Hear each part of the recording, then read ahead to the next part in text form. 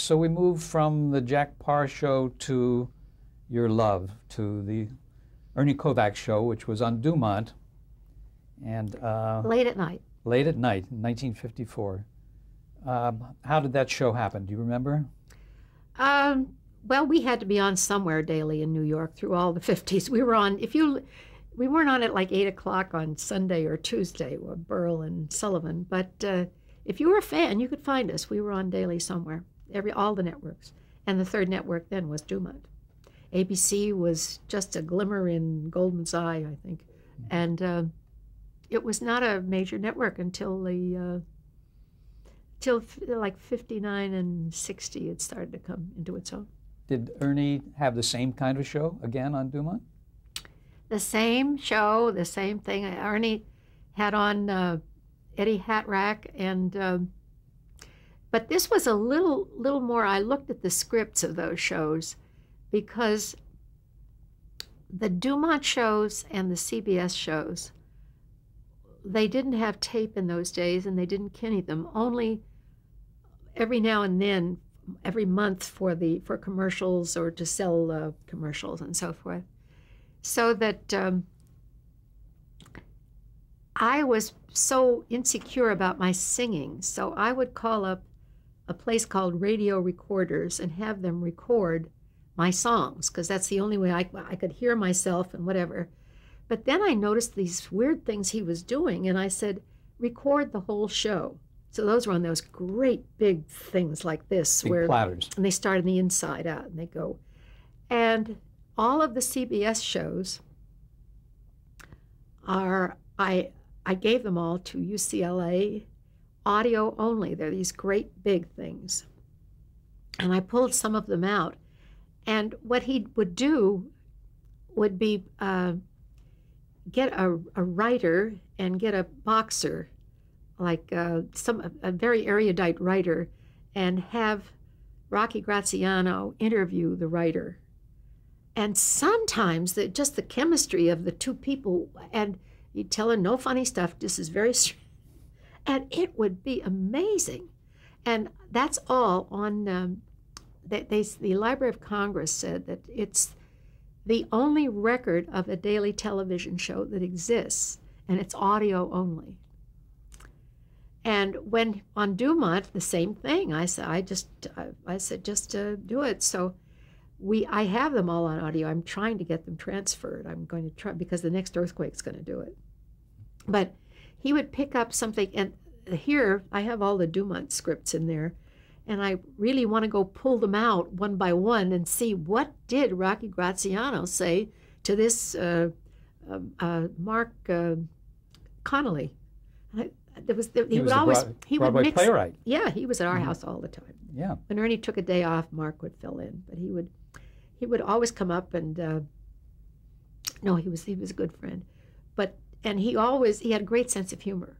But we would mix everybody up. We'd mix all the people up, and some of the stuff would be just wonderful. Was Ernie still doing his camera tricks and special effects and that sort of thing? Yeah, everything that was around that wasn't nailed down was going to show up on camera somehow. So again, it was spontaneous, though. Yes.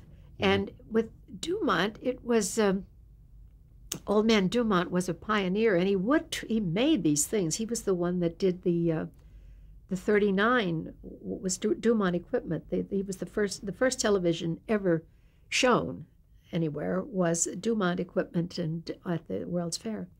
And Ernie would see a big, huge machine in the corner, and he'd say, "What's that?" He'd say, "Oh, that's a vistascope." "What's a vistascope?" "I don't know." "Hey, Joe, what's a vistascope?" This thing was something that they could shoot. Now, this is 1954. Exactly. And, it was tough enough just to clunk those lenses around. But this shot, I remember I took in a cameo, and they put this on this vistascope, and with the black matting in those days, we could walk in and out of the cameo, a miniature cameo. And he'd see something, and he'd make them to get working on it, get it out, and we would whatever was there showed up on the air. However, we only have it on audio. Isn't that awful? That's too bad. One of your directors was Barry Shear. Madman Barry, yes. Yep. Barry was a madman. And the other was Frank Bunetta. Frank Bunetta was his sweetheart. He used to do the Gleason show. Did Barry stay on the show very long, or did the Oh, personalities conflict? Oh, no. He and Ernie were like two peas in the pod. Until later on, Barry just got absolutely crazy. Ernie said, I can't handle him. And he'd come over, I could hear him on the phone. Barry was coming over to play poker, and he said, and if you're coming, only bring money. No camera lenses, no equipment, just money. But Barry was, he was just too wild to contain. He thought that what Ernie was doing was really easy, and then he'd try it. But he lacked one thing. Ernie always set the straight line first. He put the perimeters, so that if you're crazy with that, within those, that you could do anything. But if you set there's no way to follow it. And Barry could never get his straight line straight. He was always doing, and it just was craziness. It didn't add up to anything.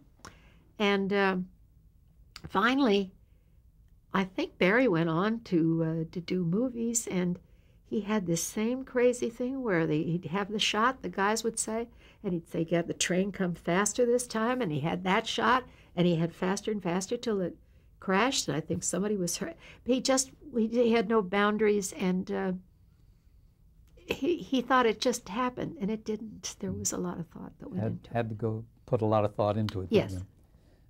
Did Dumont have any say-so in the show itself, or did Ernie control the whole thing? Bishop Sheen was our only. It wasn't Milton Berle. We were on in the evening, and he would get higher ratings, or he would. So they put him on very, very late at night. I would get out of Wonderful Town and into a cab at 11. I think it came down at 11:05, and by 11:15 I had to be across town and getting out.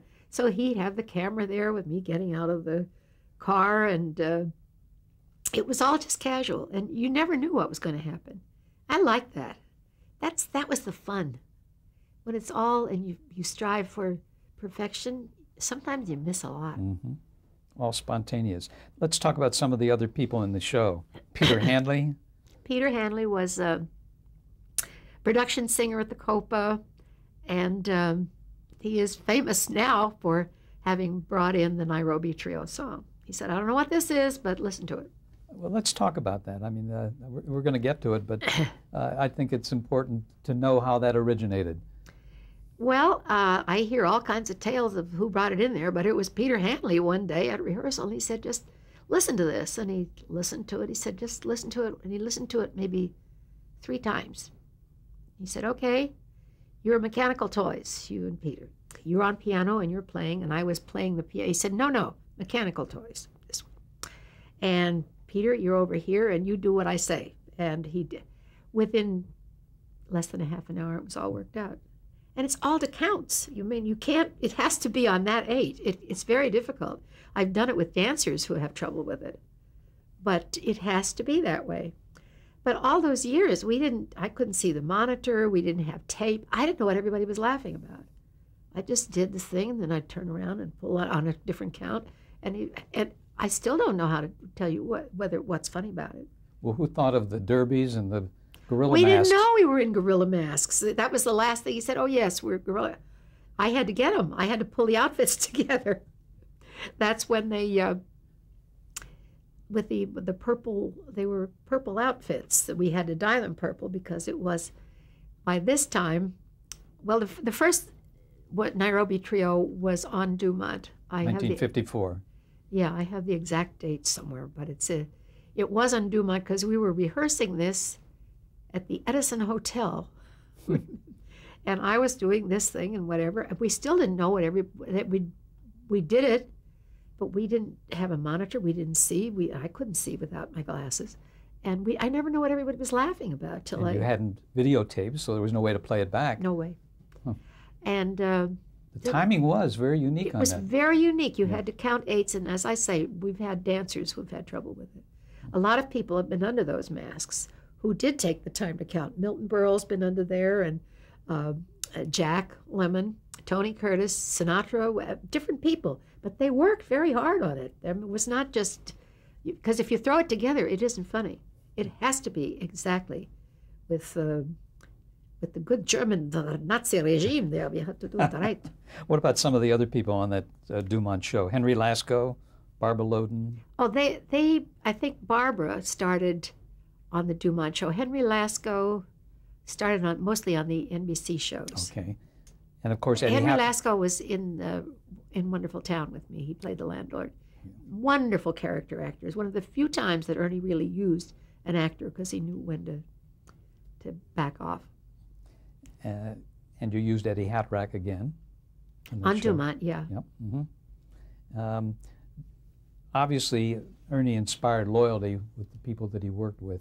I read If he didn't work, we didn't work. Yeah, yeah.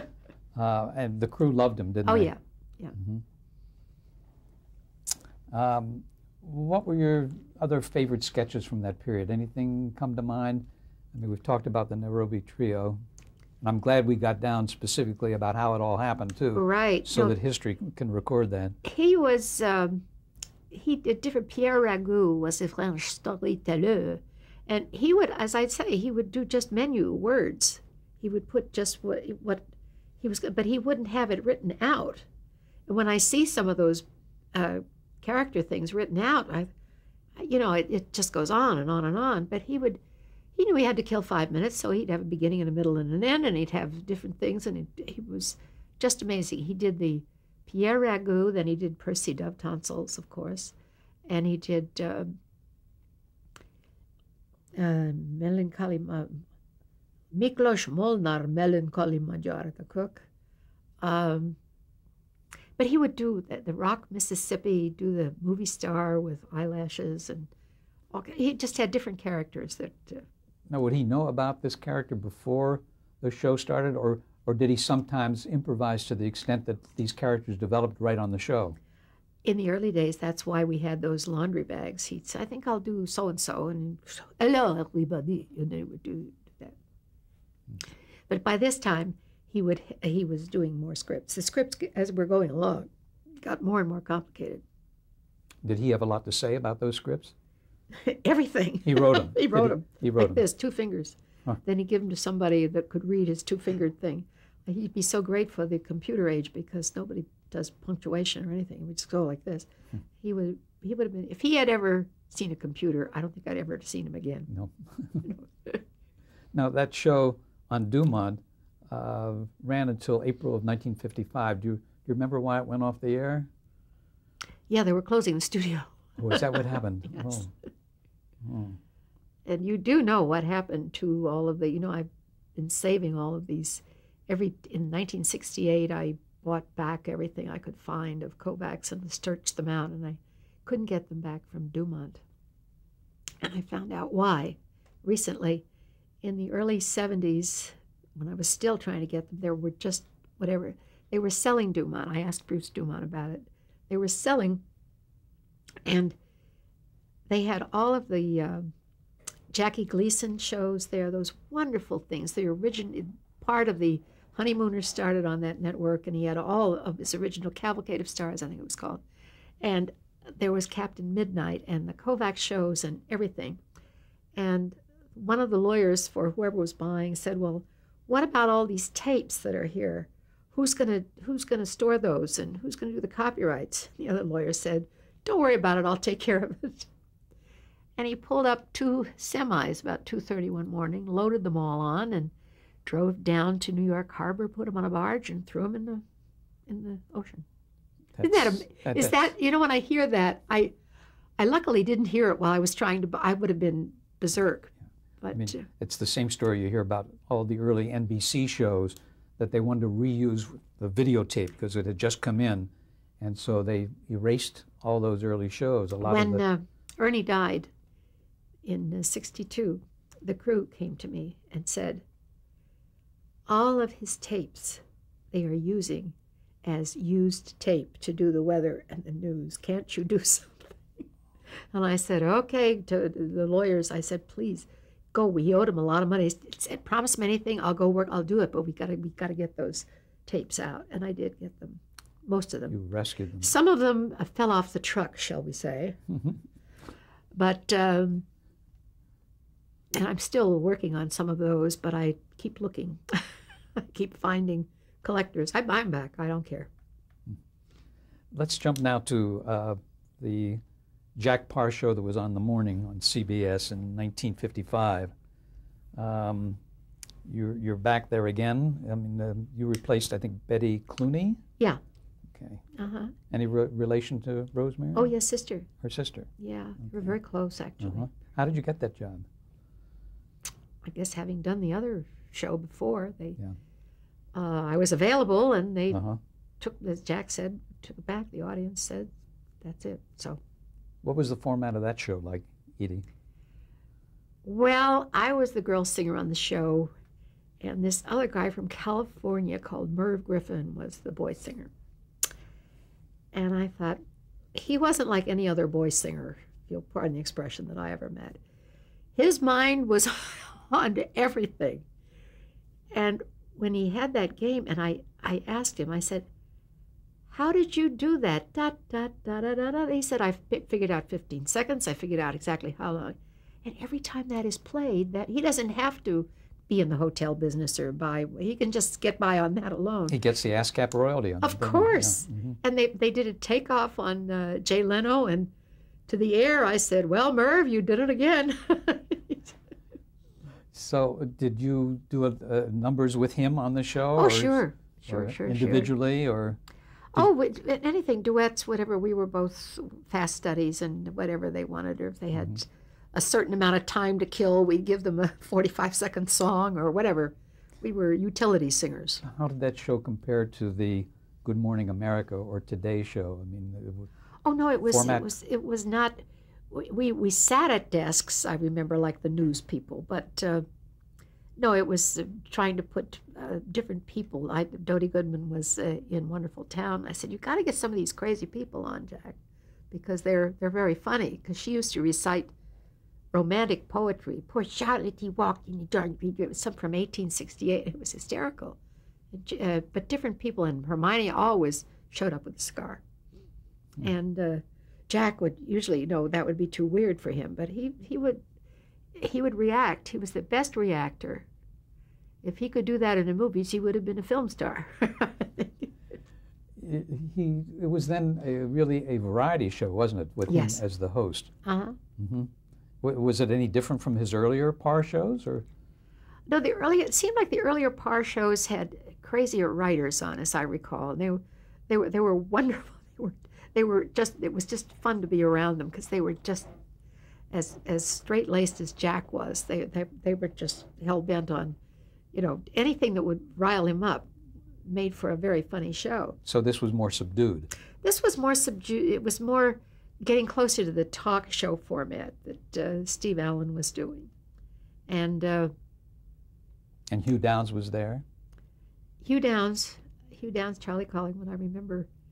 But we would get the strange, and we would get heads of state in there. It was not the funny stuff, the silly stuff. It was serious news, and Jack would talk, and he was a great talker. He was the perfect television personality, I think.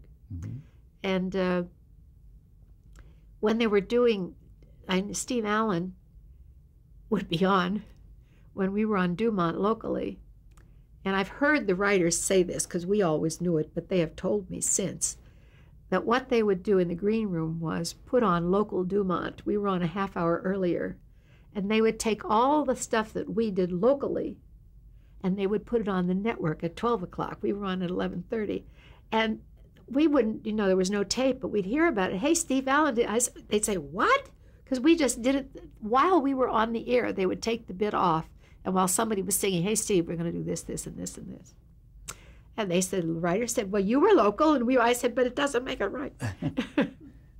And Steve then was going out to do a movie, the Benny Goodman story, I believe.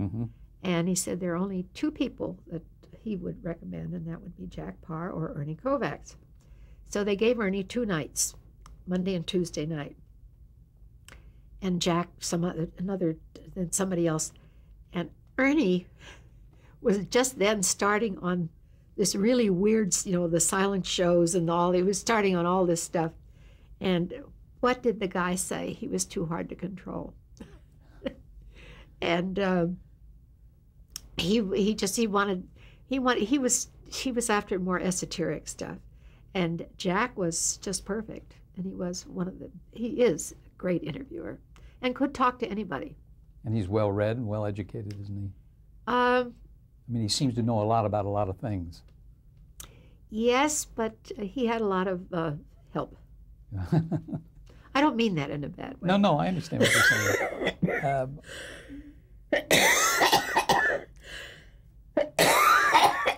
a little water. I think so. We're going to talk about, we didn't get into your personal relationship with Ernie at all, because that's not what this interview is about, but I do want to touch on the fact that Ernie's children were taken by his ex-wife and that he couldn't find them for a couple of years. Can we stop for just a minute? Sure. I think I'm going to sneeze or something. I'm not going to look. Now, during this time in the middle 50s, 1955, Ernie not only had to, and you had to go out and look for work for a living. I don't mean it in that respect. I mean, you were pushing to work, and yet he had the worry of his children being gone from him. Yes. For 2 years. Mm-hmm. And I understand that he hired detectives to try to find them. And do you want to talk a little bit about that? Yes, it was just so sudden. In the first place, his wife just left the children with him. And his mother was taking care of the children. And just, excuse me, just before the 2 years was up for desertion, he got on national television. And so this lady came back and demanded the children, and they had a hearing in Pennsylvania. And the judge in Pennsylvania in 1950 or 51 gave Ernie the custody that's unheard of. And she had visitation and would take them every other weekend or something. And he just did not have a clue, and they left, and nobody had any idea where they were.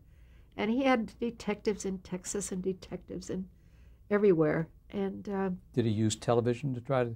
Did he make any announcement on his shows or anything? No, he didn't do that. No, there was no "Have you seen me?" Yeah. None of that. But and he didn't want to talk about it because he didn't want. I don't know. It was just very, very sticky wicket. And one day, he had different things. He went to Texas once, and it wasn't them, and he went somewhere. But Ernie's mother had been sending out photos to everybody, and somebody had seen them in Florida, and he went with his father and picked them up in Florida, and they came back and were very, had rough edges, and after they were just home for a while, they came back with this thick accent and said things like to Ernie, "Are you a dirty Jew?" and and niggers and all this, and we didn't know what to do. Because they were in the South, they were in Texas. They were in Florida, in the back, Alligator Woods. How old were they? Florida. They were 6 and 8. And then Edward R. Murrow was coming in. And, oh, God. I know that the fellow that we used to work for, who owned a chain of radio stations, told me much later that he and I were waiting at home to bring these children, and he said to Betty and Kippy, this is our boss, so Mr. So-and-so, and he does, and they said a very bad word saying, yes. You. Yeah. And he said he was bowled over. And then I heard that in 2 or 3 weeks, Edward R. Murrow was coming, and he would like the children on. With you and Ernie. But I look at that thing, and I don't know what they're going to say. This is live, and I don't know. And I have never seen a look of deer in the headlights. I mean, it was just spooky. And did they behave themselves? Oh, they were fine. I was a wreck, but they were fine. Oh, no, they were fine. Was Murrow a kind person on that? Yes. Yes. Well, I knew him from CBS. It was the news department. We knew everybody on the news department. But I mean, he was sympathetic to what had happened. Very, with the very children. much. Very much. But I didn't, for about a year, I couldn't depend on what they were going to say. Were you able to get a tape of that show? I mean, yeah, I've got it here somewhere. That's what I'd never seen it, you know. When I see me, I look like panicked. Okay, so Ernie gets another show. You left the Jack Parr show to join Ernie on the Ernie Kovacs show, an NBC daytime comedy variety show. Oh, that was fun. Yeah. We had the best orchestra, the old Tonight Show before Johnny Carson moved out. We had Mundell Lowe, we had jazz greats as sidemen. Just the best, and you never had to rehearse it, and they were there with everything, and Bobby Rosengarten on the drums, and Archie Cody's orchestra, but even the same fellow that was on Rosie O'Donnell's show is still, so they're all good guys. They're still around playing beautifully. And what did you do on that show? Again, everything? Killed time and sang perky songs, terminally perky songs. But did you get into the costume area and the music area and all the other things? Yes, but by now, when we did an evening show here, we had a costume designer, we had an AD, we had it was a whole bunch of things. I could just sketch up what I wanted and it would appear. You know, oh God, this was wonderful. Just big time, huh? Really big time. Mm-hmm. Who else? These are the shows that I believe I have on Lenticular Color. Terrific. Let's talk about that for a minute. But what is Lenticular Color? Lenticular color is as nearly as, because I'm not I just found out what it was. I was looking at a Kinney, and the sound was just awful because the sound is on another reel. So I took it to a post house and I was looking at it, and I said, go back, that's black and white, but those are color bars. And they found somebody in the back. I said, ask anybody if they know about lenticular color. Dan Einstein is the one that told me what it was. And they had this one piece of it, which was the silent show. And they had it in color, but no sound. So I gave Dan the sound on my black and white, and then he gave me a print of the color with the sound on it. But the kinescope that you saw was black and white to begin with, right? Yeah. And then did they convert it to color? What they do, no, it's now let me see, it's the projector. It's a 3-color projector. Got it. And the fellow that made the one that AFI used, because it's the only piece of film that exists from this process, is now working for NASA, but he has promised me if we find it, he will come and build it again. And Dan Sullivan at CBS says that he said, if you find it, I'll build you one. So anyway, we're starting to really dig into that now, because I think anyway. But it's lenticular color, and it's a 3-color process, and it's all on the high density Kinney. So it looks from 1956. There's none of this swimming stuff. It looks like Technicolor, and you can't see it on the reel. It's how this projector, this guy was telling me, and I said, I don't know what you're talking about, but if you can build me one, I just need to keep in touch. We'll cut.